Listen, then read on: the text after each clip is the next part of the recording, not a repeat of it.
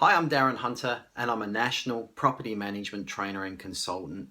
I've just finished a national seminar series on control conflict now, and part of that we looked at C-class landlords, and we all know who C-class landlords or C-class owners are. They're typified by being unreasonable and over-demanding.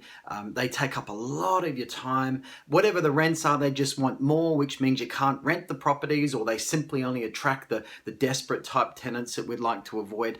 Also your fees, or they're already wanting less fees, or they just want discounts, but also they put little to no money into the property. And finally, they generally have a real low grade property that only attracts a low grade tenant. And I make statements continuously like a C-class owner or landlord is like a packet of cigarettes and will take years off your life. And really, they also are one of the number one reasons why property managers don't like the job anymore. And so they can be very, very unpleasant. But despite all of this, real estate business owners do want to keep hold of these people because for some reason they think they might want to sell one day, or they just still some sort of financial worth to the company. And I want to challenge that right now. So this video is going to go a lot longer than the average adult mind span of watching a video for 90 seconds. So I want you to persist with me to the end of this. It's going to take a number of minutes to show you in calculations how financially these people are also damaging your company. And so you can do something about it, whether you recommend them to your favorite competitors down the road or something like that. So let's take a look. And this is the actual seminar calculations that I use, and we've done in 5 cities now. So this information I'm putting on the board is what other property managers have helped me with. So it's very, very real information. Let's get started. Now let's have a look at the amount of hours in a tenancy. Let's say the tenant moves out, moves in and moves out in a 12-month period. Let's have a look at that. Now, firstly, let's have a look at how many hours with letting or leasing. We're also going to have a look at the repairs, how many hours in a typical year. We're also going to have a look at inspections or routine inspections. We're also going to have a look at rent arrears and chasing late rent. And we're also going to have a look at vacating as well.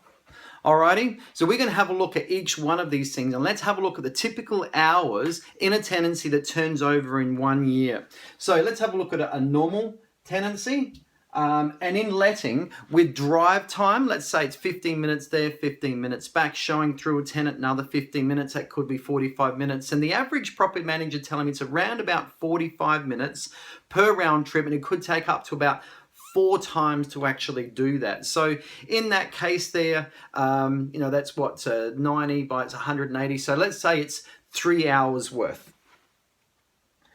Now also to process the application, call up the landlord, call up the tenant, that's another hour as well. Let's say we've got to get the welcome pack ready, we've got to get the information into our system, we've got to obviously create a lease, a welcome pack, all of that.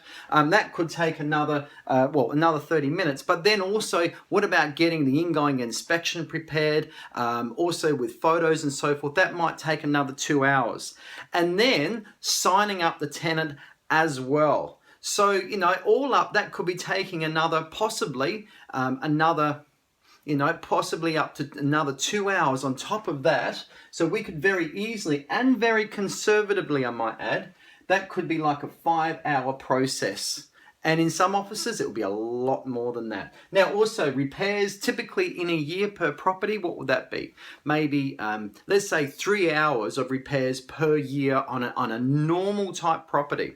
So let's have a look at that. Okay, now with inspections, whether you're a 4 inspection state or a 2 inspection state, let's work on 3 inspections on average. Now, we say, how long does a routine inspection take? And people always say it's about 20 minutes, but it's not. It's booking, drive time, do the inspection, any follow-up work that comes out of the inspection, plus also getting the report and getting it to the owner. It's about 1 hour per inspection. So let's say 3 inspections a year.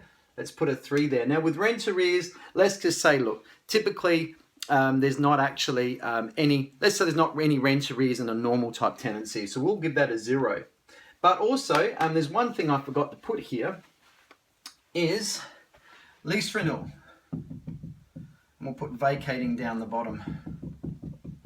Now, with lease renewal, that will typically take about 1 hour. Now, let's look at vacating from the time the tenant calls, say, hey, I'm going, getting paperwork to the tenant, letting the landlord know, getting the property loaded onto our website portal. All of that probably takes about 1 hour. And then driving to the inspection, let's say there and back is another half an hour. Doing the inspection, it could take a couple of hours. So already we're looking at 3.5 hours. And let's add on another 2 hours on top of that for any follow-up work, following up the tenant, and also getting the bond refund as well. So I think in that type of situation, we could be looking at a 5-hour process. So this is quite conservative. And if we add all these up here, we've got 7, 12, there's 17 hours. That's quite conservative because some places, that's actually like 20 hours. It's quite normal when we do this with other property managers in the room. Now let's have a look at a C-class landlord property in addition to this time. And so let's have a look at a C-class. Now, how many hours extra in the letting or the leasing process? Well, quite typically property managers saying, well, okay, it's not a quality property. It's really harder to find that quality tenant. I'm showing a lot more people through to get to the application that I'm actually happy with because I seem like I'm choosing the best out of a bad bunch of tenants. So very typically when we work with people, they're adding an extra, say, for example, 5 hours on top of the 5 hours on a normal property. So already we're doubling our time just in the letting process. With repairs and all the issues of maybe repairs not being done, the tenant getting upset about repairs and so forth, all of that extra conflict that could be generated from a repair situation could, let's just add another 3 hours worth of work on top of the 3 hours for a normal property. You're getting the hang of this. Now, also inspections. Do we have to do any re-inspections because the routines haven't been very good with that lower grade type tenant? And so we could easily add possibly another 2 hours to that. Now with rent arrears, well, yeah, we've got a lot of work here and this can really blow it out. So let's have a look at conservatively. I mean, how many hours extra a year in chasing rent, let alone going to tribunal or court? So, why don't we add, say, let's say it's an extra 1 hour a month just in chasing. That's 12 hours. Let's put that there. So there's 12 hours extra a year just on chasing late rent. Now also lease renewal, that really shouldn't add any extra time, but with vacating, how much extra complication is that final inspection going to be? How about getting in tradespeople and possible conflict and all of those sort of things there? We could easily add on, for example, another 3 hours. Now, this is very, very conservative to some of the things that we had in the training sessions. Now, let's just add it up. So we've got 10, 22, 25. There's an extra 25 hours there. And 25 plus 17 is 42. So we got 42 hours for a C-class tenancy in a year compared to a normal tenancy of 17 hours. Now let's start adding it up. Now let's have a look at $400 a week. Let's say it's $400 a week on a normal property. And let's say we're getting 7% management. So 400 times 52, okay, times 7% is 1,456. Let's add another 20% for ancillaries. It'll be different for different areas. It's $1,700. So $1,700 for a normal tenancy. Let's add up the hours. So in this case here, 1,700 divided by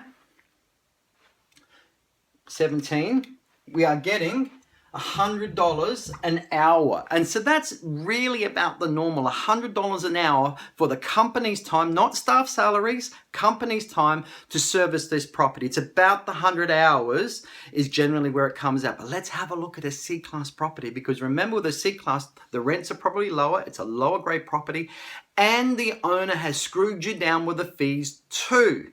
So let's have a look at that. And typically we're finding in the income per property is a lot less. probably by around about a third. So let's go 1,700 times by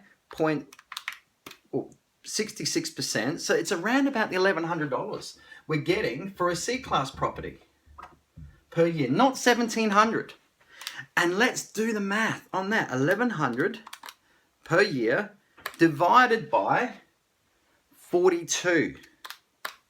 And in that case there, we're getting a whole $26 an hour for our company time.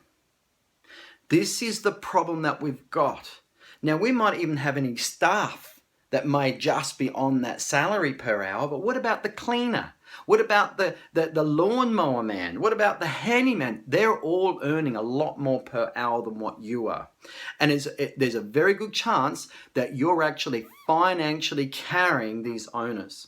And I feel that with all the problems that they bring, all the burnout they bring to staff, plus also the financial issue that they create in a rent roll, I can only hope now we have enough business sense and reason that we really should be moving these owners on, not treat them with any value that they need to be attained in the business. And I'm just going to leave you with this. How many owners can we get like this? They're a dime a dozen. We could get 100, 200, 300 in the next year if we really, really wanted to. And how easy is it to get a good quality property manager? It's a lot harder, isn't it? So we really need to be valuing our quality staff over C-class landlords. I hope you've learned something here and you got some figures. I hope you can replicate this with your figures in your office as well, and how much income you're getting for a normal property and income you're getting with a C-class. And I hope it changes your whole perspective, because it certainly has done mine, and it has done with the people that have attended our sessions. So thank you for watching right to the end. I know it's a long video, but I know you've got something out of it. Take care.